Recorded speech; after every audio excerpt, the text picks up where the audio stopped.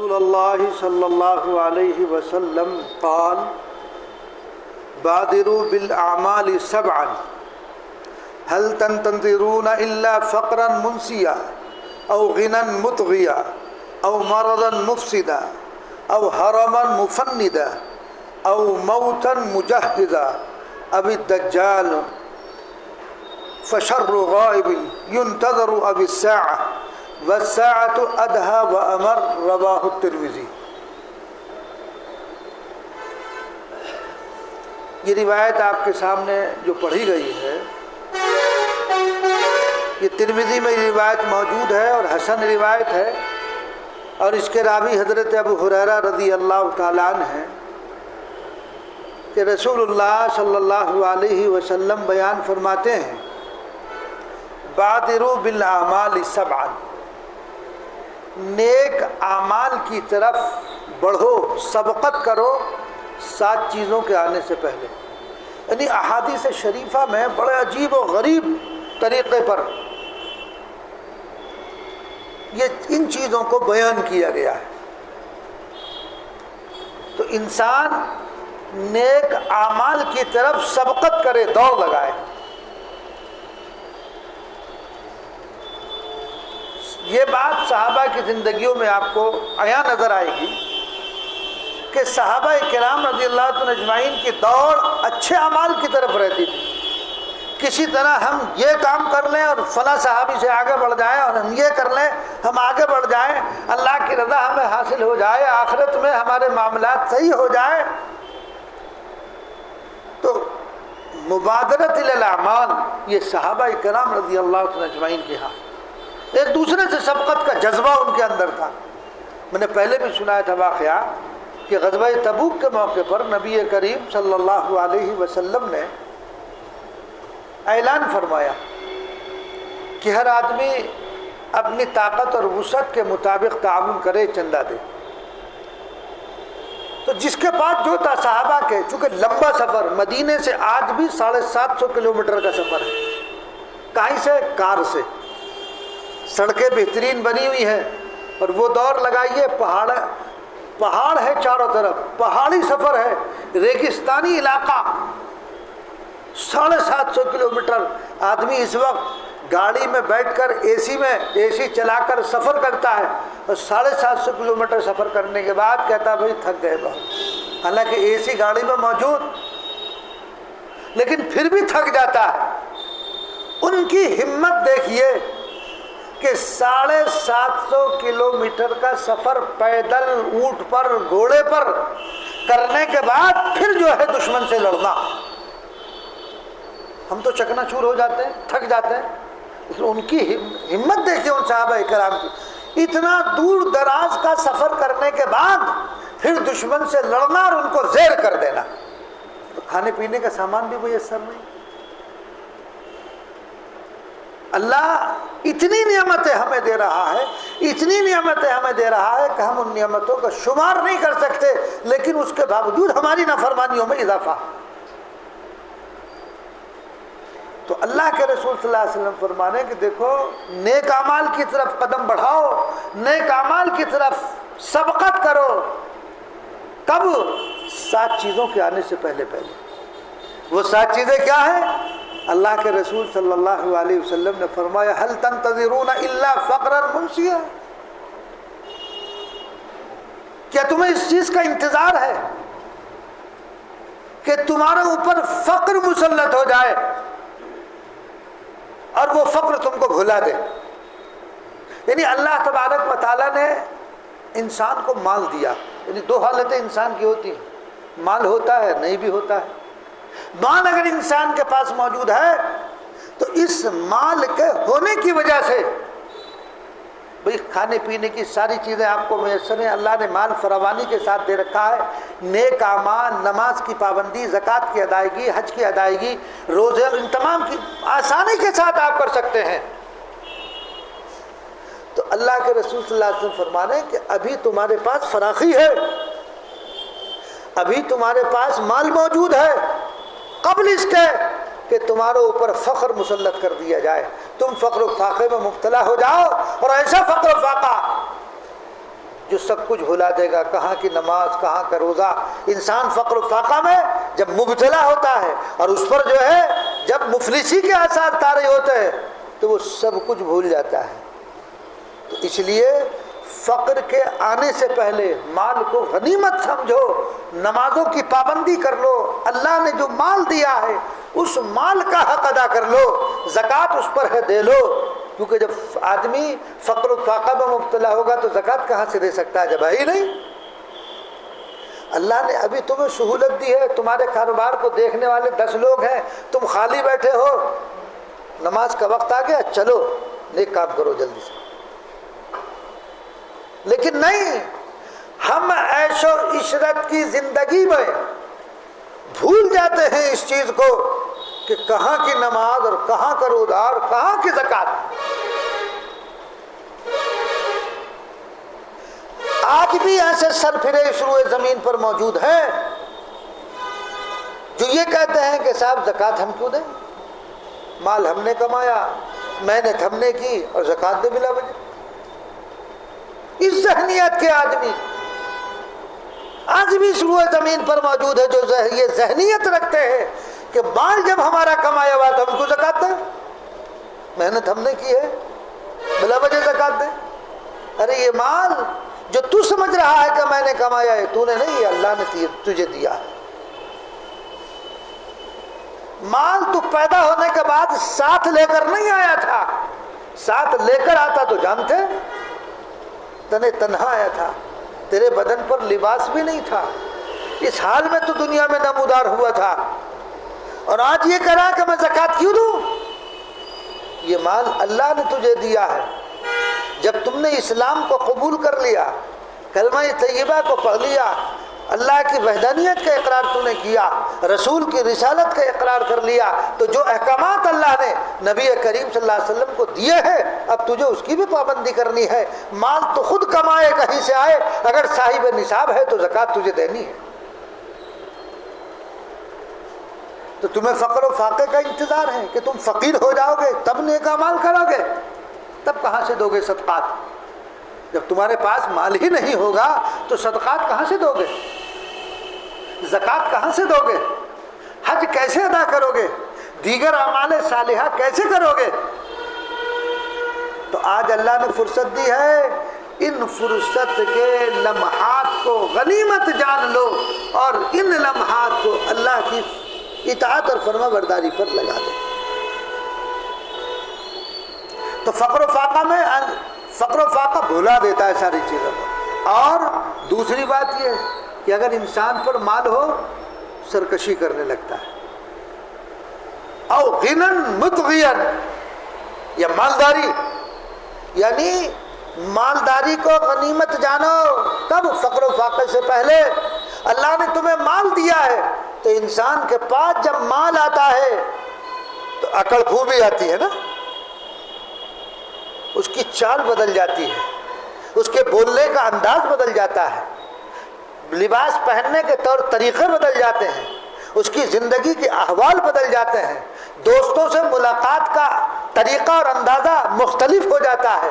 وہی دوست جو کل تک تیرے پاس بیٹھتے تھے، آج وہی دوست اللہ نے تجھے مال سے نواز دیا، آج اس کو خاطر میں نہیں لا رہا ہے.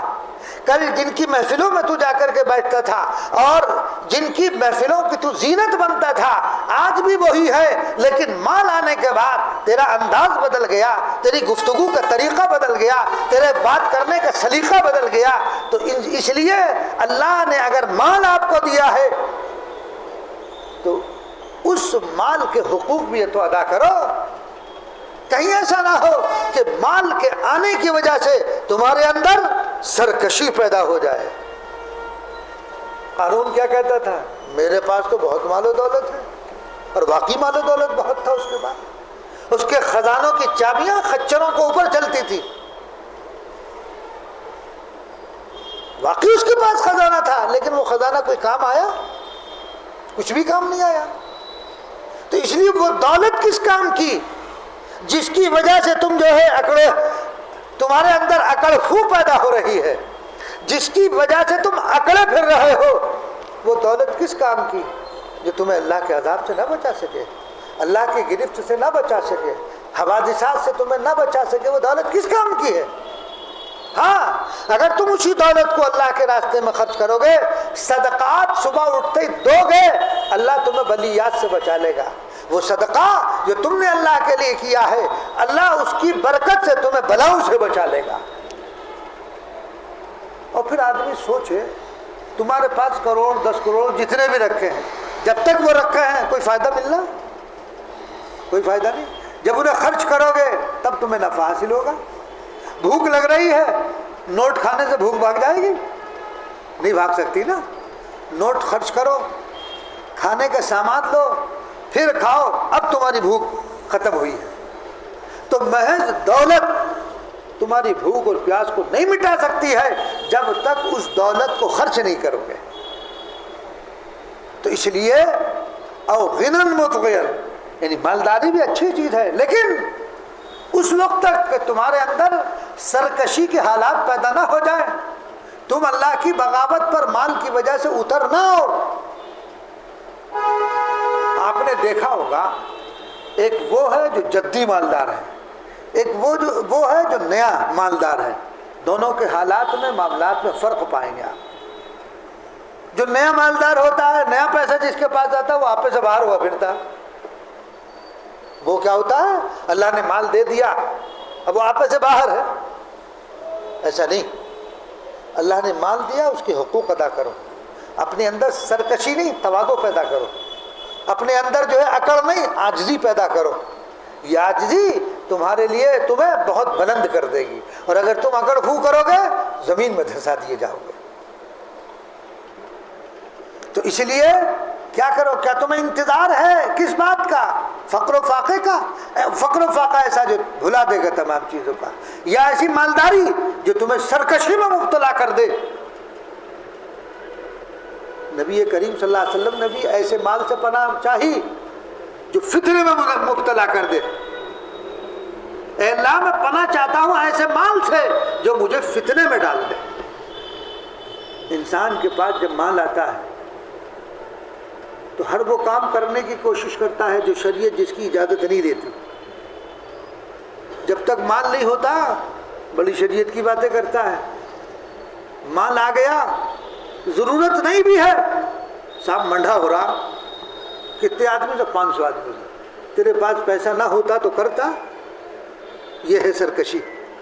مال دیا اس کا بیجا اسراف کر رہا ہے، کیا اس کا اللہ کے یہاں سوال نہیں ہوگا؟ تو اس لیے جب مال اللہ تبارک و تعالیٰ دے تو تمہارے اندر سرکشی نہیں آنی چاہیے، عاجزی، تواضع، انکساری، یہ چیزیں پیدا ہونی چاہیے۔ اور تیسری چیز او مرضاً مفسداً، اللہ نے تمہیں صحت دی ہے نا، اس صحت کو غنیمت جان لو۔ کب؟ بیماری سے پہلے۔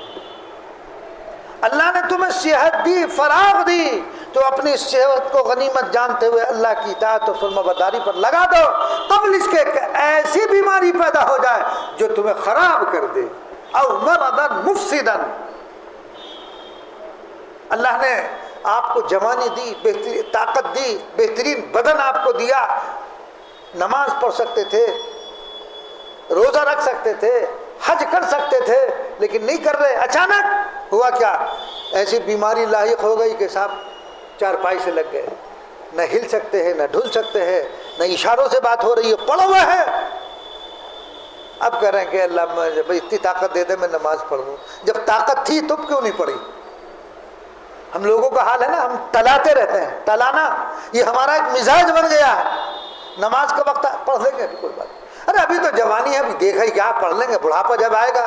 کیا تجھے معلوم ہے کہ تو بڑھاپا تک زندہ رہے گا؟ کیا تجھے معلوم ہے کہ تجھے ٹلا رہا ہے، نیک اعمال کا خیال آیا اس کو نہیں کر رہا کہ کل کر لیں گے، پرسوں کر لیں گے، کوئی بات نہیں ہے کہ ابھی تو اللہ نے صحت دی ہے۔ کیا تجھے خبر ہے کہ اگلے پل تو آئی سی یو میں داخل ہونے والا ہے؟ کیا تجھے یہ خبر ہے کہ اگلے پل تجھے اٹیک آنے والا ہے؟ آپ دیکھ رہے ہیں، روزانہ دیکھ رہے ہیں، کیا ہوا جی کھانا کھایا تھا، ابھی تو میری ملاقات ہوئی، معلوم ہوا آدھے گھنٹے بعد اچانک انتقال ہو گیا۔ کیا ہوا؟ ہارٹ فیل ہو گیا، بڑے منصوبے بنا رہا تھا وہ، کار ایسی لوں گا، کوٹھی ایسی بناؤں گا کہ پورے شہر میں نہ ہو، ہے نا؟ وہ پلان تیار کر رہا تھا، لیکن ادھر کا پلان تیار شدہ تھا کہ فلاں وقت تیری موت آنی ہے، تیری یہ پلان پورے ہونے والے نہیں۔ تو اس لیے صحت کو غنیمت جان لو، اس صحت کو اللہ کی اطاعت اور فرما برداری پر لگا دو۔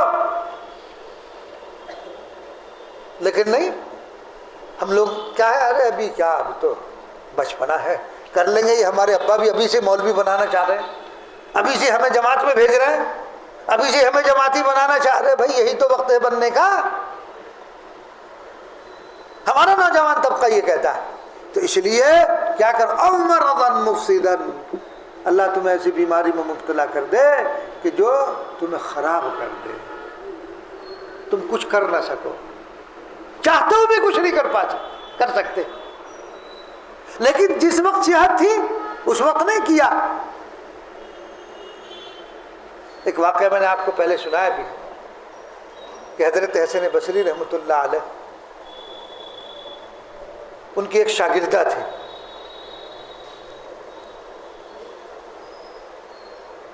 اس کے شوہر کا انتقال ہو گیا، اس عورت کے ایک بچہ تھا، چھوٹا تھا، باپ نے مال بہت چھوڑا تھا بچے کے، ماں نے شادی اس لیے نہیں کی کہیں ایسا نہ ہو میں دوسرا نکاح کر لوں، میرے اس بچے کی پرورش صحیح ہو نہ ہو، کیسا کوئی مل جائے۔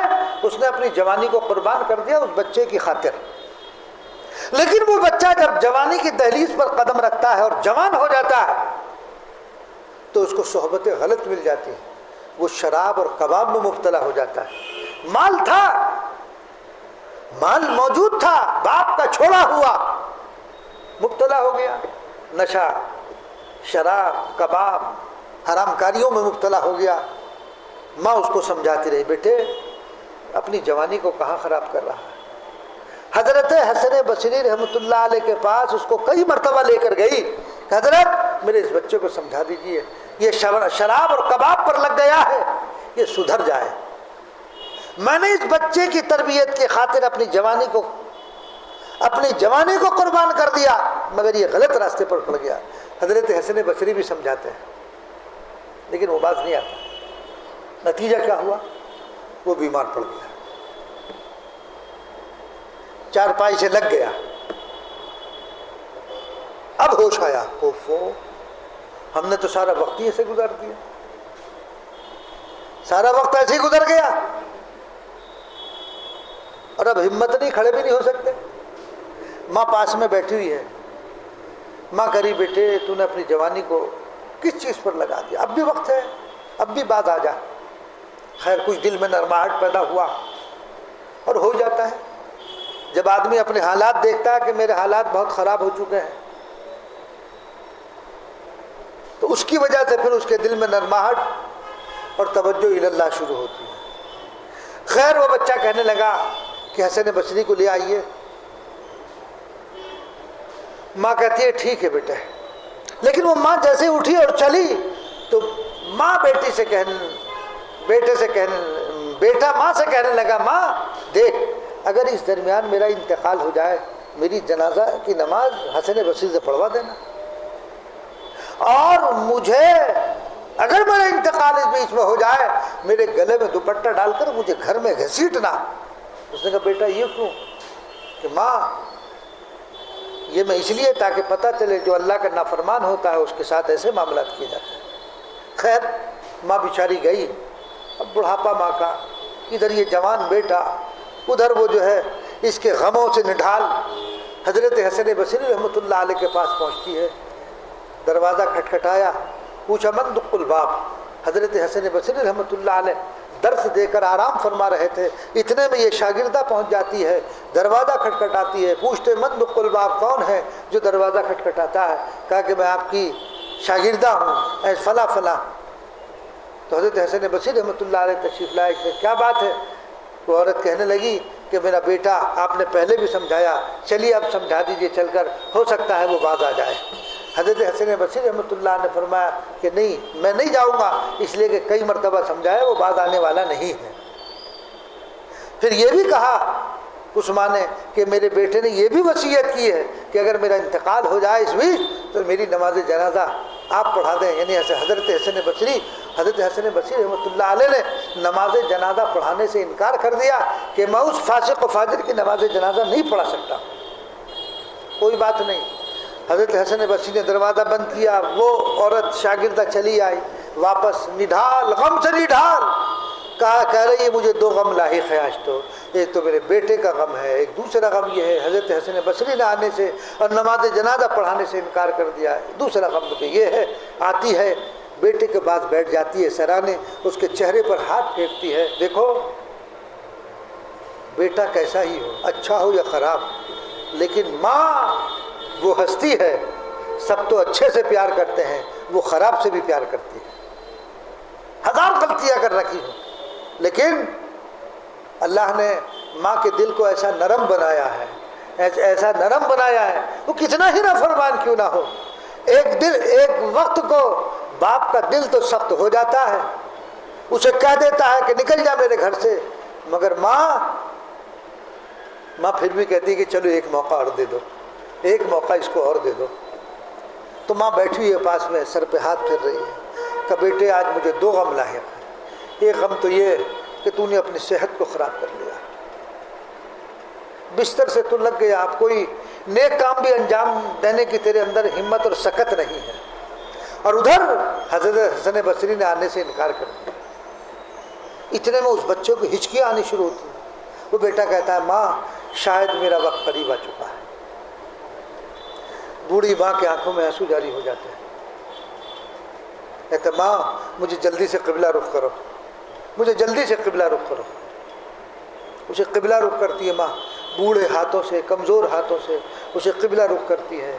اس کے منہ کو بند کرتی ہے، پیروں کو سیدھا کرتی ہے. آپ اندازہ لگاؤ اس ماں کے دل پہ کیا گزر رہی ہوگی جس نے اپنی جوانی کو اس بچے کی خاطر قربان کر دیا، اور پھر یہ حال ہوا، یہ حشر ہوا کہ خود بھی جوانی کو قربان کیا اور بیٹا ایسا نکلا. کیا گزر رہی ہوگی اس کے دل پر. خیر وہ ایک لمبی سانس لیتا ہے، اس کی روح پرواز کر جاتی ہے. ماں بیٹھی ہوئی رو رہی ہے، زار و قطار آنکھوں سے آنسو ہے. کوئی پاس اس کو تسلی دینے والا نہیں ہے، کیونکہ تنہا ہے. اتنے ہی دیر میں اس بچے کی روح پرواز کر گئی. ادھر ماں رو رہی ہے، ادھر دروازہ کوئی کھٹکھٹاتا ہے. یہ عورت واپس دروازے کے پاس جاتی ہے. دروازہ کھولا تو دیکھا حضرت حسن بصری رحمۃ اللہ علیہ جنہوں نے آنے سے انکار کر دیا تھا وہ کھڑے ہوئے ہیں. تو اس واقعے کے سنانے کا مقصد یہ ہے کہ دیکھو جوانی تھی، اچھا عمل نہیں کیا، بیمار پڑ گئے. تو اس لیے اللہ نے جو جوانی دی ہے، اللہ نے جو صحت تمہیں دی ہے، بیماریوں سے تمہیں محفوظ رکھا ہے، اس کو غنیمت جان لو اور نیک اعمال کر لو. ورنہ وہ دن آئے گا تم بیمار پڑ جاؤ گے، چاہو گے بھی تو نہیں کر سکتے. جی چاہتا ہے قرآن پڑھو مگر تلاوت کرنے کی سکت نہیں ہے. تو حضرت حسن بصری رحمۃ اللہ علیہ سے وہ شاگردہ کہتی ہے حضرت آپ نے تو آنے سے منع کر دیا تھا، اب آپ کیسے تشریف لائے؟ کہا جس وقت آپ کو میں نے منع کیا اور آپ واپس آ گئی تو میں لیٹ گیا، تو میں نے خواب دیکھا. میں خواب کیا دیکھ رہا ہوں؟ کوئی ہاتف غیبی کوئی آواز لگا رہا ہے، اور یہ آواز آ رہی ہے اللہ کی طرف سے کہ اے حسن بصری تم آرام سے پڑے ہوئے سوئے ہو، ارے میرے ولی کا جنازہ رکھا ہوا ہے. کیا فرمایا؟ میرے ولی کا جنازہ رکھا ہوا ہے، جاؤ جا کر نماز پڑھاؤ. تو میں اس لیے نماز جنازہ پڑھانا ہے. اللہ تبارک و تعالیٰ کو اس شخص کی ادا پسند آ گئی، دل میں اللہ سے رابطہ کر لیا، اللہ نے اس کے سیئات کو معاف کر دیا. تو اللہ تبارک و تعالیٰ کی ذات بڑی رحیم اور کریم بھی ہے. تو اس سے 2 باتیں معلوم ہوئی. ایک تو یہی کہ آدمی اپنی صحت کے زمانے کو، بیماریوں سے محفوظ زمانے کو نیک اعمال پر لگا دے، چونکہ بیماری میں پھر آدمی کو موقع ملے نہ ملے، کس قسم کی بیماری آ جائے. آج کل تو بیماریاں بھی اتنی چل رہی ہیں، نہ معلوم کون سی بیماری میں آپ مبتلا ہو جائیں، اور پھر اس کی بھی جو ہے نماز پڑھنے کی بھی جو ہے آپ کو ہمت اور سکت نہ ہو. تو اس لیے، اور دوسرا اس واقعے سے ہمیں یہ عبرت حاصل ہوتی ہے کہ دیکھو اللہ تبارک و تعالیٰ تو بہرحال اللہ کی ذات کریم ہے. اگر آخر وقت میں بھی اللہ تعالیٰ سے کوئی معافی چاہ لے تو اللہ تعالیٰ معاف کر دیتے ہیں، اس لیے کہ اس کی ذات بڑی کریم ذات ہے. اور فرمایا او حرمن مفندن، آدمی جوان ہے ابھی، لیکن انسان جوانی میں مستایا ہوا ہوتا ہے. جوانی میں مستایا، اس کو تو جوانی کا نشہ ہی بڑا عجیب ہے. تو رسول اللہ صلی اللہ علیہ وسلم فرما رہے ہیں ایسا بڑھاپا بھی کیسا، جوانی کو غنیمت جان لو بڑھاپے سے پہلے، کہ ایسا بڑھاپا تم پر مسلط ہو جائے کہ جب بڑھاپا آ جائے کہا جس تو پیروں میں سکت نہیں، گولڈن جواب دے گئے ہیں، ہے نا، کھڑا نہیں ہوا جا رہا، چلا نہیں جا رہا. اللہ نے آج تمہیں چلنے کی طاقت دی، اللہ نے آج تمہیں جو ہے تمہارے قوت بازو مضبوط بنائے، دل و دماغ بالکل صحیح ہے، تو کیوں نہیں اللہ کی اطاعت اور فرمانبرداری پر اس کو لگا دیتے. ایسا بڑھاپا آ جائے کہ اس میں تمہیں ہوش بھی نہ رہے. گھر والے بھی کہیں گے کہ اچھا یہ بھٹا کھانستے رہتا ہے، اسے ایک طرف کو چارپائی ڈال دیں. ہوتا نہیں ہوتا ایسا، واقعات ہے بہت. تو اس بڑھاپے سے پہلے اس جوانی کو غنیمت جان لو، کر لو اچھے اعمال، نیک کاموں کی طرف دوڑ لگا لو، اعمال صالحہ کو انجام دے لو، ورنہ پھر بڑھاپا آئے گا. آدمی بوڑھا ہو جاتا ہے نا، کہتے بھائی نماز پڑھنے کو جی چاہتا ہے، کھڑا نہیں ہو جاتا، جی چاہتا کھڑے ہو کر اچھے سے نماز پڑھوں، کیا کروں گوڈوں میں درد ہے، بیٹھ کے پڑھ. جب اللہ نے دیے تھے، صحت دی تھی تمہیں، اس وقت کیوں نہیں یہ جذبہ پیدا ہوا؟ اس وقت تمہارے اندر یہ امنگیں پیدا کیوں نہیں ہوئی؟ اس وقت یہ اعمال کیوں نہ کر لیے جب تمہیں صحت تھی؟ اب کہہ رہا جب بڑھاپا آ گیا، اب تو گوڈوں میں درد ہے، اب تو میں کھڑا نہیں ہو سکتا ہوں، مشکل ہے کھڑا ہونا، کھڑے ہو کر نماز پڑھنا مشکل، اب تو کرسی پہ بھی بیٹھ کے نماز نہیں پڑھی جا رہی، لیٹا رہتا ہوں. تو جب عقل کہاں چلی گئی تھی؟ اللہ کے رسول صلی اللہ علیہ وسلم فرما رہے ہیں بڑھاپے سے پہلے وہ بڑھاپا جو تمہاری ہڈیوں کو چکنا چور کر دے، اور تمہیں سکت نہ ہو کھڑے ہونے کی، تمہیں سکت نہ ہو بیٹھنے کی، اور تم پڑے رہو چارپائی پر. اب کہو کہ میں قرآن پڑھ لوں، اب سوچو کہ میں جو ہے 10-20 رکعت نفل پڑھ لوں، اب تو سکت ہی نہیں ہے.